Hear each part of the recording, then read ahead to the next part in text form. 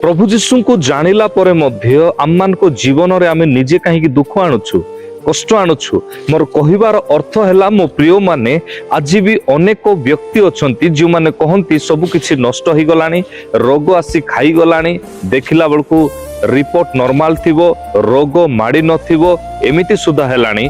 से मते गुणी करूछि, से मते तांत्रिक करूछि। के कहउछंती ताहा पुणी गोटे ख्रीष्टीय व्यक्ति जो माने कि बाइबल को पढ़ती, जो माने मंडली को जानती, एपरी व्यक्ति माने कहंती यह सुनिले दुखर विषय।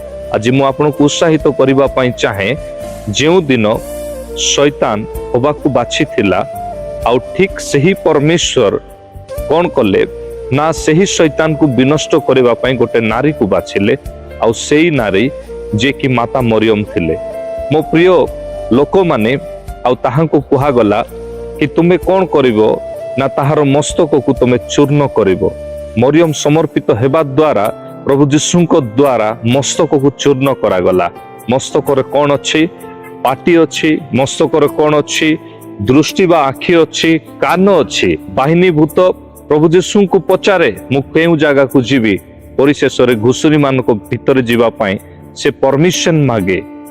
अधिकार प्राप्त व्यक्ति आपण माने मार्को तार 16:17 अनुसार, प्रभुंकर दास माने माथ्यू तार 10:1 अनुसार आपण माने काहे की कहउछंती जे मोर जीवन नष्ट हो गलानी, मोर पुअर जीवन नष्ट हो गलानी, मोर छुआर जीवन नष्ट हो गलानी, के मते तांत्रिक कर देलानी, राति रे मो ऊपरे शैतान मारी पड़िलानी। ए सब कथा कहि कि आपण दया करी शैतान को एलाउ करंतु नाही आ परमिशन दियंतु नाही।